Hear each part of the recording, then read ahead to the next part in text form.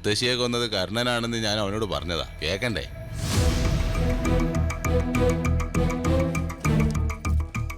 എടാ കരുണ, നിക്കടാ, എനിക്ക് നിന്നോട് സംസാരിക്കാനുണ്ട്.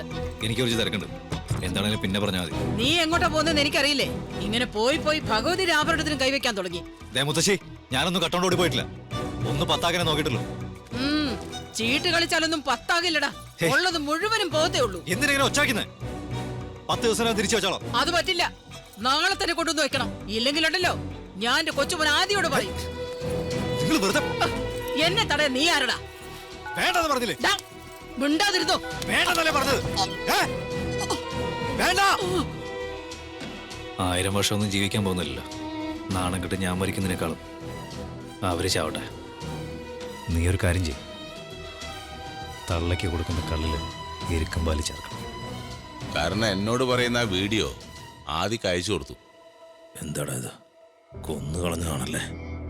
നിനക്കിതിനെങ്ങനെ മനസ്സ് വന്നടാ?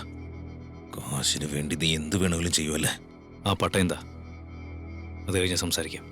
ചോദിച്ചതിന് ഉത്തരം പറ. നീ അത് തരുന്നുണ്ടോ ഇല്ലയോ? സത്യം നീ പറഞ്ഞ ഞാൻ തരാം. അതാടാ ഞാനാ കൊല്ലാൻ പറഞ്ഞ. എനിക്ക് തടസ്സം നിൽക്കുന്ന ആരായാലും ഞാൻ കൊല്ലും.